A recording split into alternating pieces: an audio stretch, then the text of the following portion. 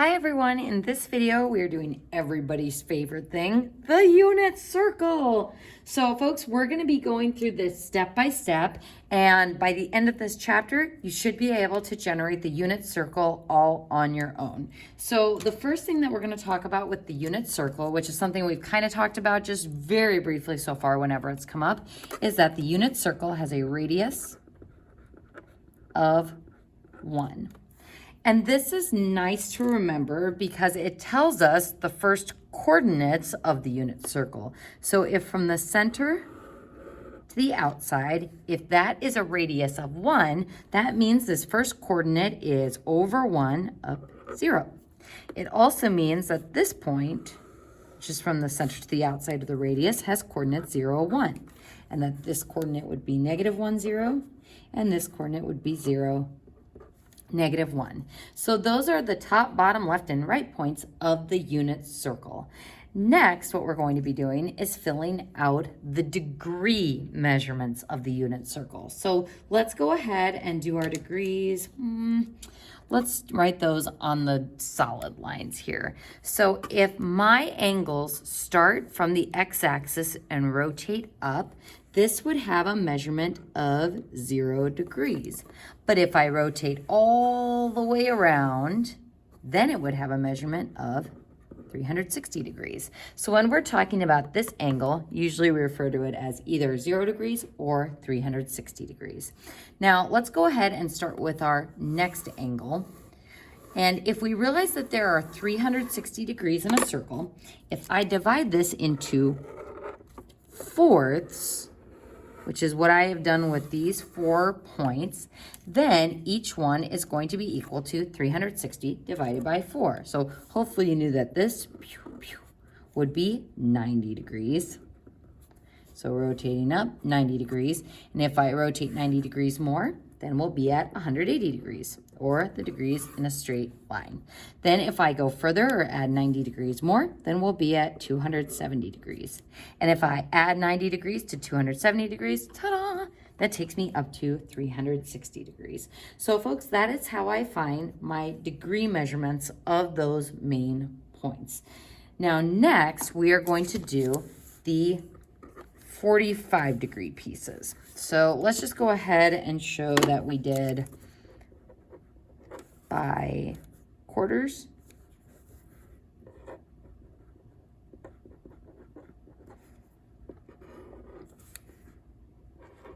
And then we did, or we're going to do, by 30 degrees. So by quarters is 90 degrees. And now we're going to go by 30 degree pieces. So if I'm going to go by 30 degree pieces, that's going to be the smallest angle measurement right here, 30 degrees. So I do 30 degrees, and then I move 30 degrees more, and that is 60 degrees. And what I want you to notice is that when we divide 90 degrees by 30s, we are essentially dividing it into thirds. So I've got this piece, and this piece, and all 3 of those pieces would be the same. So if I add 30 degrees to 90 degrees, 120 degrees. 30 to 120, 150. 150 plus 30 is 180. 180 plus 30 is 210. Then we've got 240, 270, hooray, 300, 330, and 360 degrees. Now we are going to do those middle pieces. So notice we kind of skip that middle line in between each of the 30 and 60 degree measurements. So step 3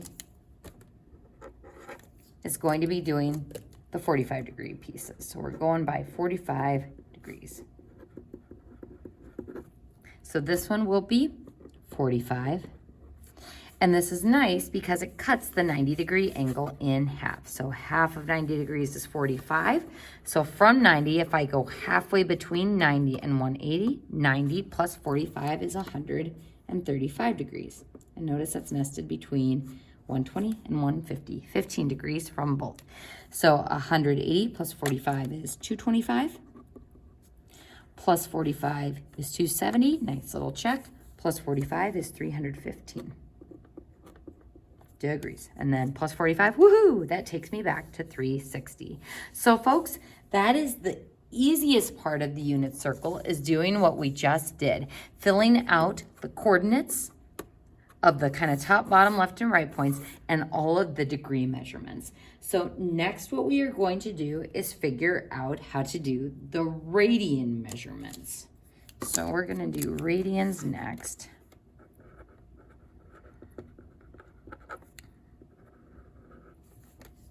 And when we do radians, the important thing to remember is instead of 360 degrees, if I'm expressing it in terms of pi, how far do I go around the unit circle in radians? Well, 0 degrees would be 0 pi. And hopefully you remember that our formula for circumference is 2 pi r. And since our radius is 1, it would just be 2 pi. That's how many radians it takes to go around the unit circle. All right, folks, so if the whole thing is 2 pi, what if instead of going the full rotation, we only go half of it? Well, half of 2 pi would be pi. So 180 is the same as pi radians. Now, if I take pi and I cut it in half, which is what I'm doing with this half slice when I did it in quarters, then half of that would be pi over 2.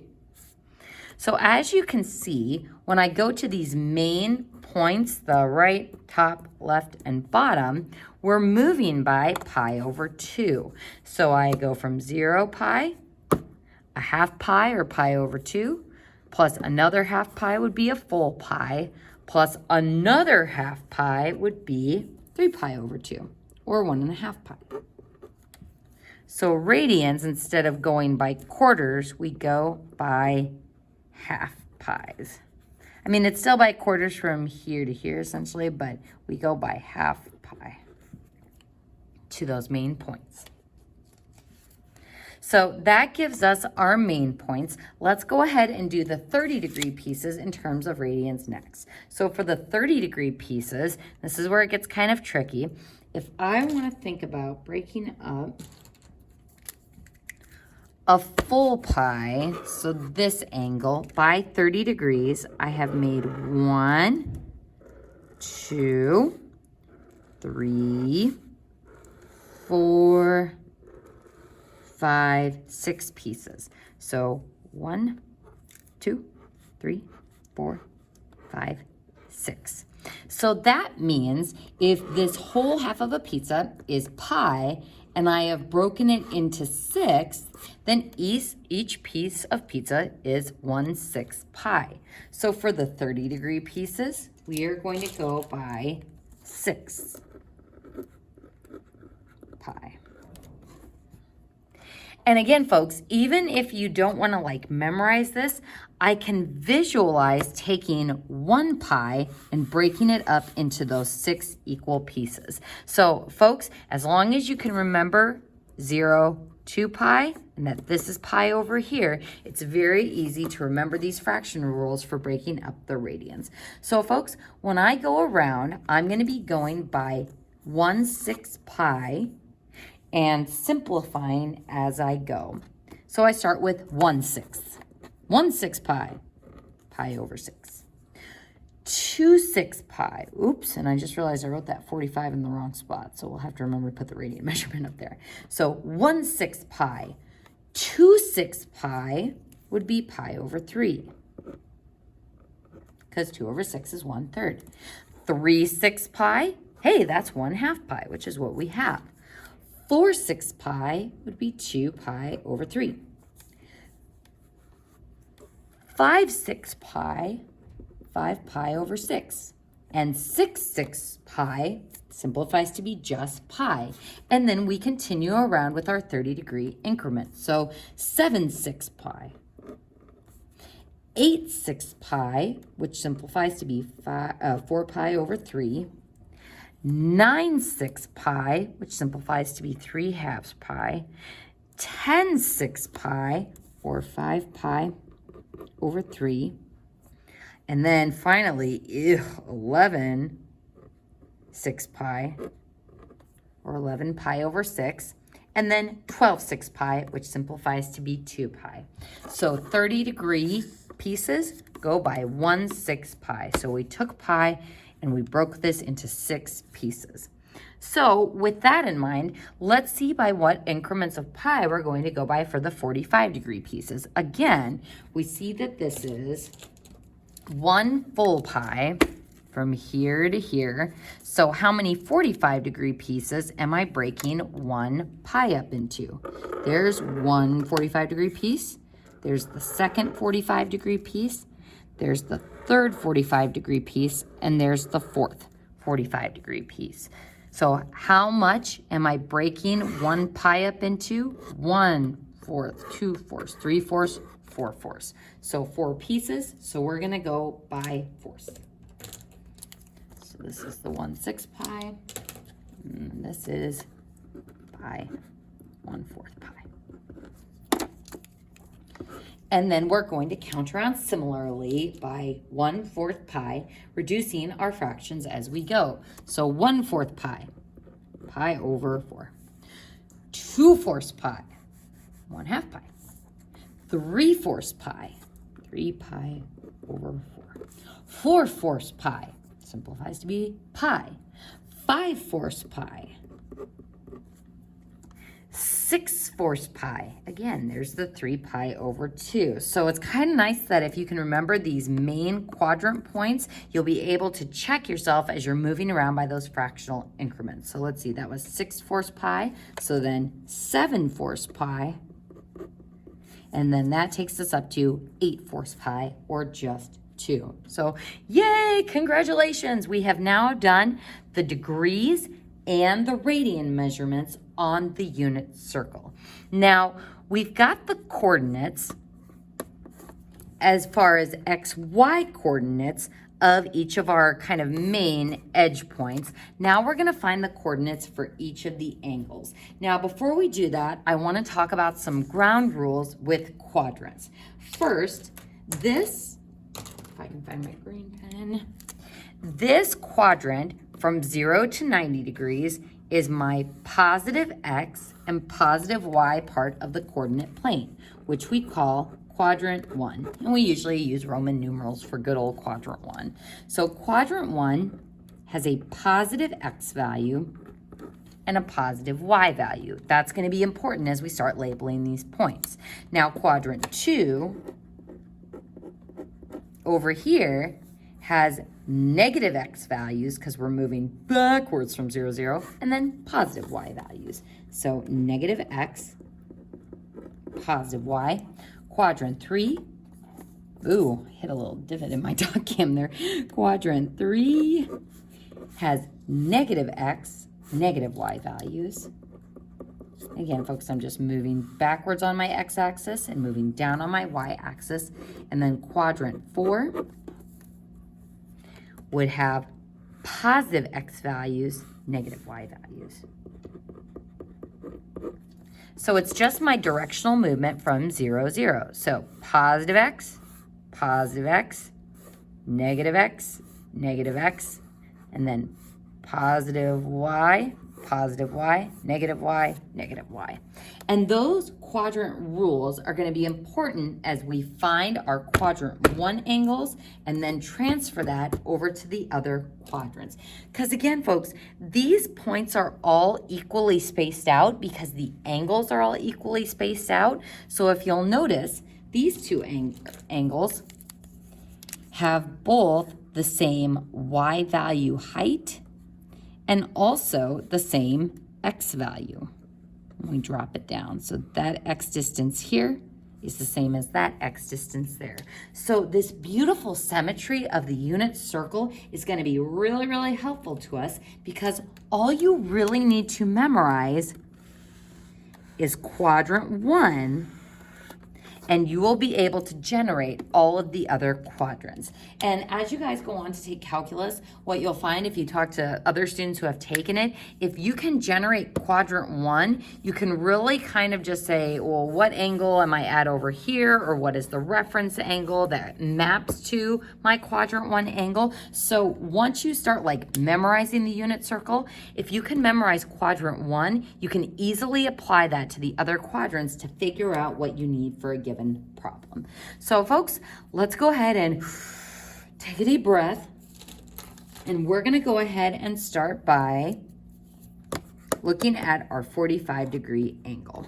Now, as we start looking at special triangles, what you're going to find is that using the Pythagorean theorem and our rules with a 45-45 triangle being isosceles, is that the XY coordinate that gives us that 45-degree angle here. So if I make this triangle for the 45 degrees and do this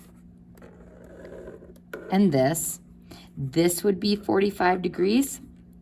This would be 45 degrees, which means those two sides would have to be the same. And why do these two sides matter when we're trying to find this coordinate? Well, because this side is the x distance. That takes me to that point. And this side is the going up y distance to get up there. So this tells me that for a 45-degree angle, my x and y part of the coordinate will be the same. And because it's a 45, 45, 90 triangle, a special right triangle, we know that the x distance will be rad 2 over 2 and rad 2 over 2. And folks, when we get into the special triangles in the notes, we'll actually be proving this, so that will help with the memorization as well.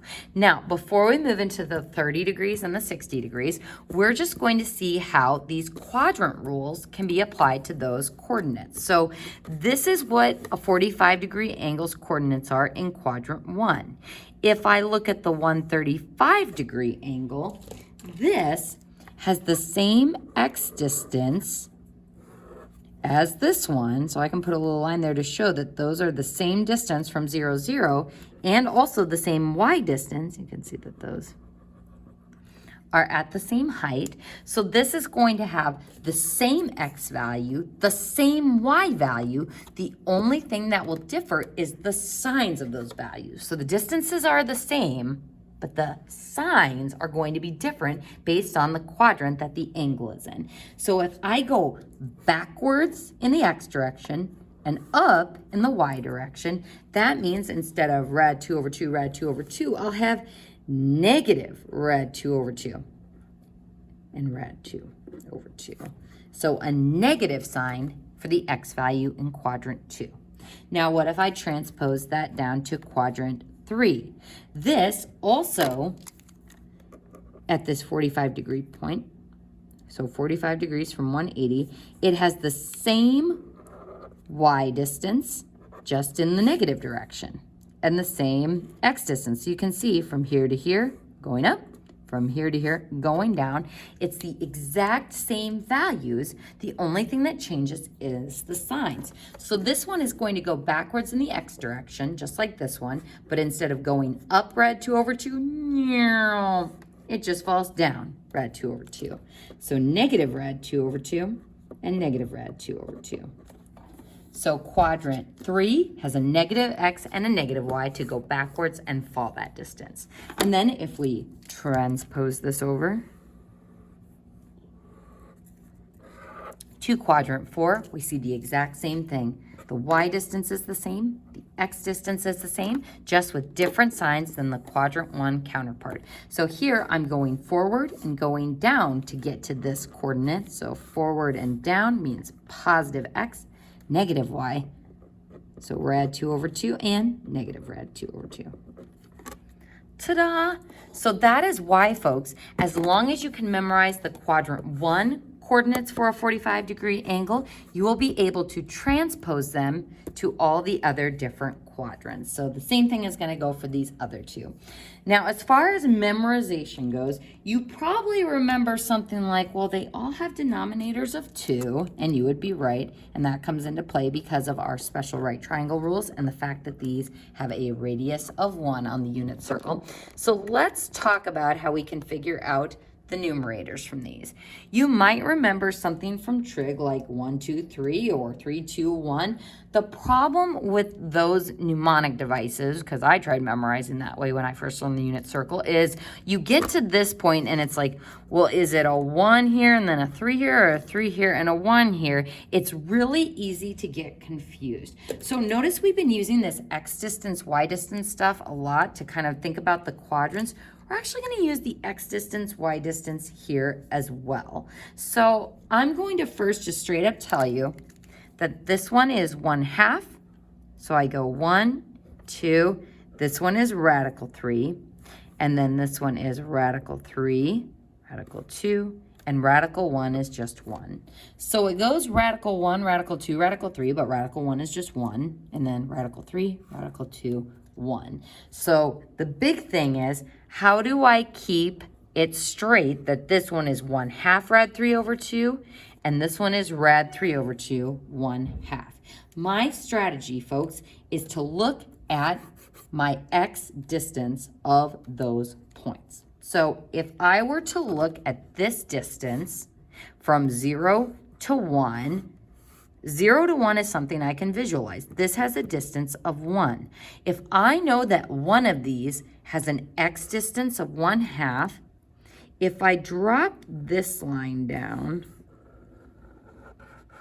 what a great straight line, Miss Carol. If I drop that line down versus dropping this line down, if I compare those two x distances, so I'm looking at this coordinate and I'm saying, hey, what is the x distance that will get me to that coordinate? And if I'm looking at this one, what x distance will take me to that coordinate? Folks, if this has a length of 1, does this x distance from here to here look like it's 1/2? Or the green one from here to here, does that look more like it's 1/2? It definitely looks like this one, when I drop it down, is halfway between 0 and 1. So folks, that is how I remember that this one starts with 1/2 and then rad 3 over 2, and that this one is the flip of it. So again, you can use whatever memorization tool that you want, but I really like how you can visually determine that that is 1/2. So folks, now the tricky part, and this, we're gonna actually be drawing these kind of boxes again to determine how to copy paste into the other quadrants, because a lot of times students will get these ones right, but then they'll have the coordinates flipped down below. They'll say, oh, this one has an x value of 1/2. Well, if this is positive 1/2, we'd have to go over and down to get to 1/2 with a different y value. So again, you have to be careful. It's easy to get confused when you're kind of reflecting this over. So we're going to horizontally reflect it, then vertically reflect it, and then horizontally reflect it again. I like drawing the boxes because I know that this angle is going to have the exact same height or y value as this angle. So if I trace over where that y value would be, then this one would have a height of rad 3 over 2. Which means its x distance is the 1/2, except it's negative because we are in quadrant 2. So instead of going forward 1/2, up rad 3 over 2, I go backwards 1/2 and up rad 3 over 2. Next, I drop down, straight down, from that point to find my next quadrant coordinates. So these 2 points share the exact same x value. I go backwards and up versus backwards and down. So backwards, negative 1/2, and then down, negative rad 3 over 2. And then I copy paste or reflect it over this way and say, hey, these 2 points have the exact same y value, but this one is going backwards x, this one is going forward x. So a positive x value and a negative y value. And then I do the exact same thing. And notice that it makes a complete box here. Woohoo! We do the exact same thing with this point. So you can try the video and try it on your own. See if you can figure out the signs based on the quadrant. So these remaining coordinates will all have these values just with different signs. So I'm going to go backwards and up. So backwards are negative rad 3 over 2 and up 1/2. This coordinate is going to go backwards and down. So backwards rad 3 over 2 and down 1/2. This one is going to be forward and down. So forward rad 3 over 2 and then down 1/2. And folks, it's usually a good idea after you do this, make sure that every single one of these quadrant points is positive, negative, positive, negative, positive, negative. Each of these quadrant 3 points is negative, negative, negative, negative, negative, negative. These ones are negative, positive, and these ones are positive, positive. Whew! And that is how we can generate the unit circle. So folks, when I do this, I normally do it in the order that I just showed you.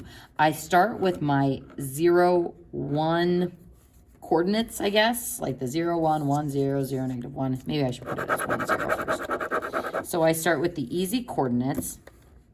So we'll say the radius 1. No, I don't know how I want to describe those coordinates. Maybe the top right, top left down coordinates? Question mark. And then I do the degrees. And then I do the radians. And then I do the coordinates.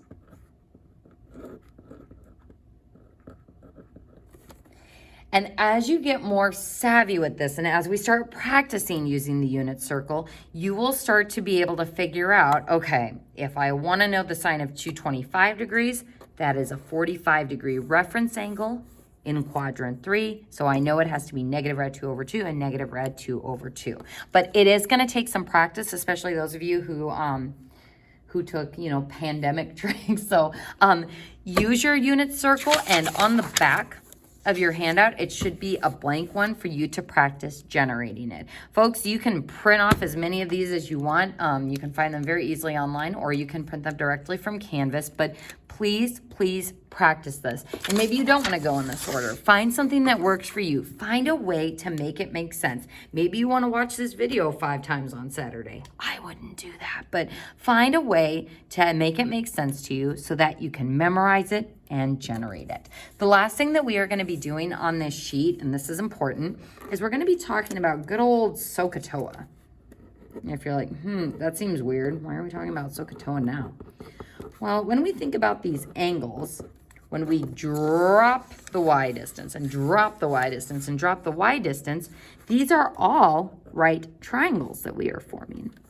And when we have a right triangle, we have a hypotenuse. And when we have a hypotenuse, we can use the sine, cosine, tangent, side relationship rules of SOHCAHTOA.